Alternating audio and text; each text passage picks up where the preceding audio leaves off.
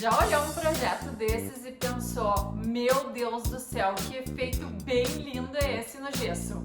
Mas o que será que é isso? Será que é uma luminária? Como é que faz? Como é que funciona? Que lâmpada eu uso? Então hoje é o dia de acabar com todas as tuas dúvidas sobre rasgo no gesso. Nesse vídeo a gente vai te mostrar tudo o que tu precisa saber. Ah, mas antes da vinheta, já se inscreve no canal e ativa o sininho que toda terça tem vídeo novo.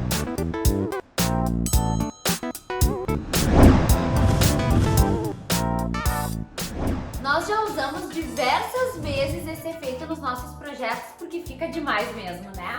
Fica muito lindo. E além de iluminar super bem, ele deixa o forro de gesso bem clean, bem limpo e ainda dá para tirar partido dele para fazer vários efeitos de iluminação como esse aqui. Para facilitar a vida de todo mundo, a gente decidiu fazer esse vídeo num formato tutorial. Então vamos lá, tutorial rasgo de gesso. Primeira coisa, o efeito estético dele. O rasgo de gesso, além de ser lindão, como tu já viu ele ligado, ele desligado já faz um efeito muito legal, né? É o que é mais legal do rasgo de gesso, né? Exatamente. E, inclusive, esse efeito, tanto ligado quanto apagado, ele tem a possibilidade de dar um efeito de continuidade nos ambientes, né? Às vezes ele começa num ambiente, passa para outro, termina em outro. Não, e às vezes ainda dessa parede, né? Gente, fica mais incrível. É uma pista, né? É uma pista da luz.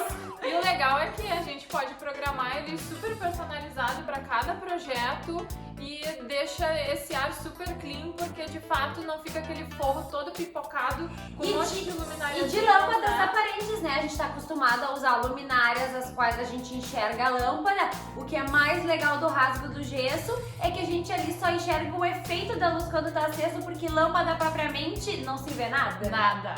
E falando então de lâmpadas, dá para fazer essa iluminação no rasgo de duas formas. A gente pode fazer com fita de LED ou com tubular de LED. Bom, vamos fazer então um breve comparativo entre fita LED e tubular de LED para tu conseguir decidir qual é a melhor para o teu caso.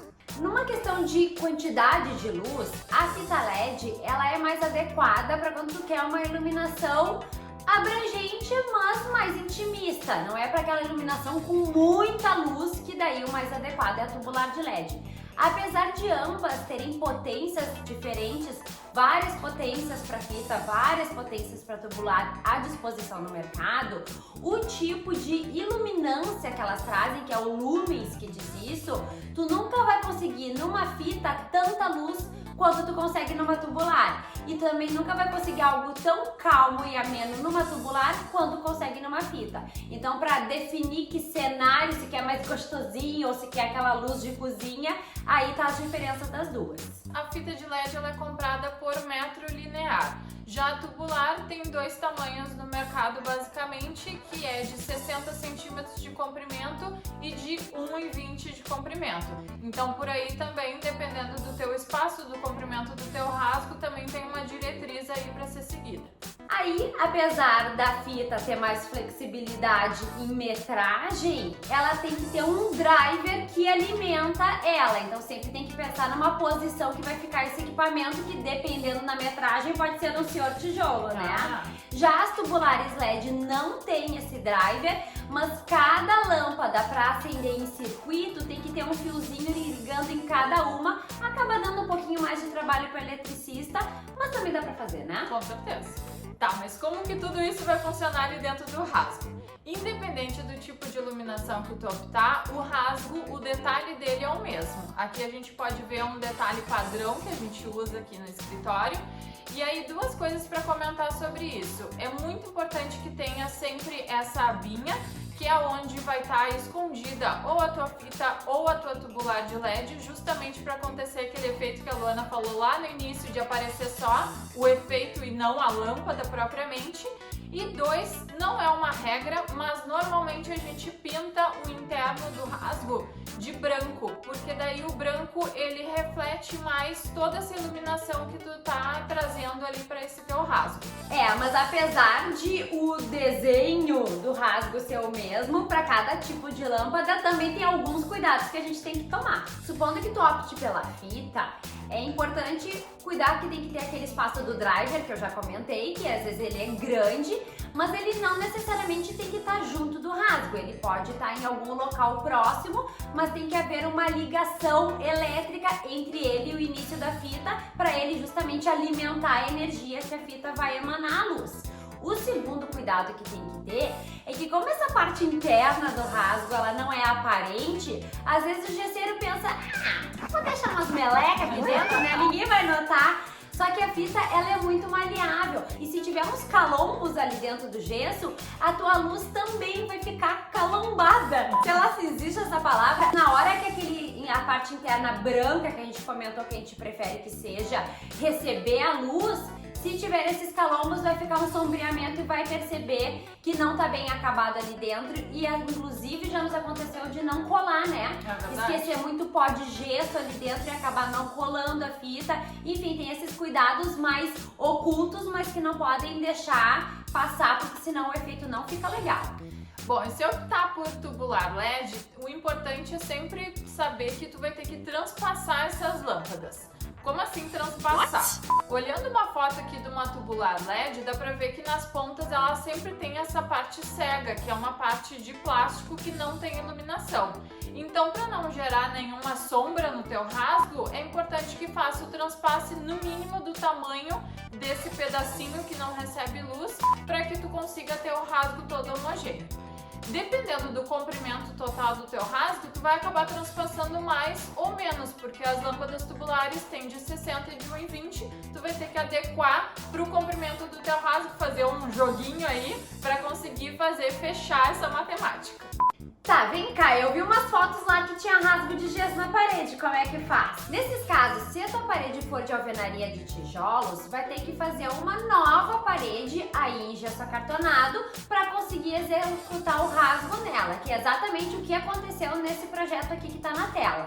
Porém, se tu já tiveres uma parede de gesso acartonado e quiser abrir o rasgo nessa, vai ter que chamar o gesseiro para ele dar uma conferida se não tem um montante ali no meio do caminho, se ela tá estruturada de forma suficiente para sair abrindo o rasgo e ter esse efeito que a gente está mostrando. Inclusive, se ela tem profundidade suficiente para fazer todo esse rasgo. Para encaixar a iluminação e fazer, porque o detalhe é o mesmo. O jeito que as lâmpadas vão ficar escondidas é o mesmo, vai precisar de toda essa profundidade que a gente mostrou aqui no detalhe, mas o importante é ver a viabilidade.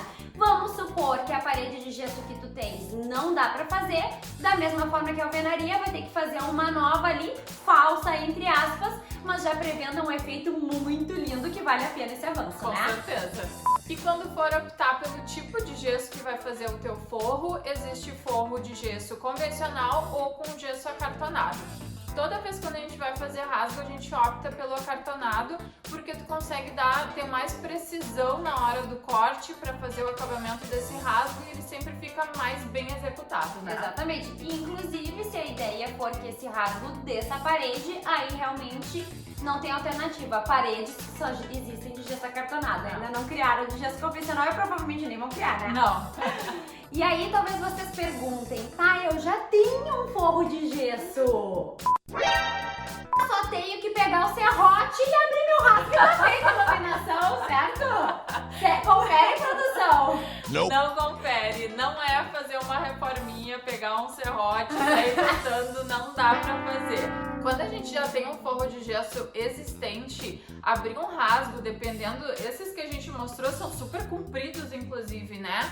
E aí tu acaba mexendo demais na estrutura desse teu gesso existente que não foi pensado para ter um rasgo tão comprido ali. Então não é uma regra, tá? Tem que chamar o gesseiro e ver com ele direitinho a viabilidade, mas normalmente, olha, eu diria que 80% dos casos é mais... Eu diria mais. Mais, né? 90. É melhor fazer um forro de gesso novo, todo pensado para esse rasgo de gesso, do que tá usando o teu gesso existente só abrindo o buraco, né? Ou seja, não gostamos de gambiarras. Exato. Normalmente a gambiarra é o barato que sai caro, né? Ou o gesso acaba trincando, ou o rasgo não fica bem executado, ou então o gesseiro vai cobrar mais caro para abrir o rasgo no existente do que fazer um novo.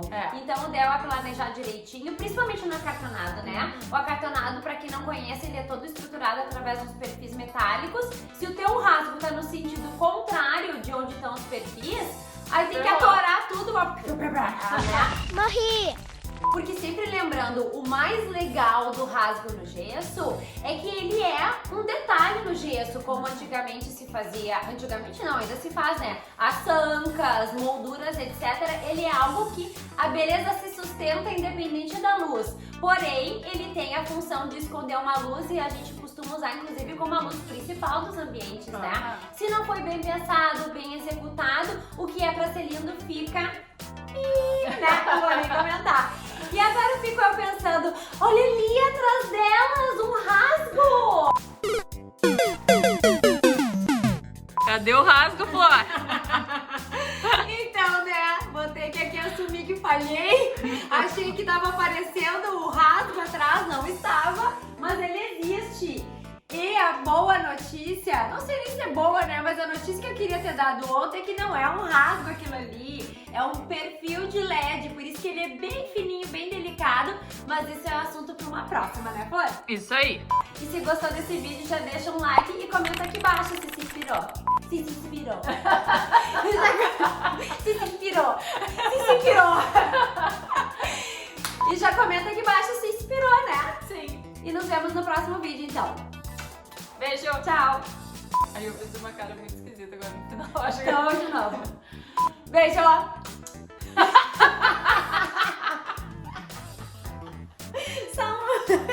São medidas. Por quê? Eu não risada no teu caso. Do teu rasgo? Porque eu tô pensando no rasgo do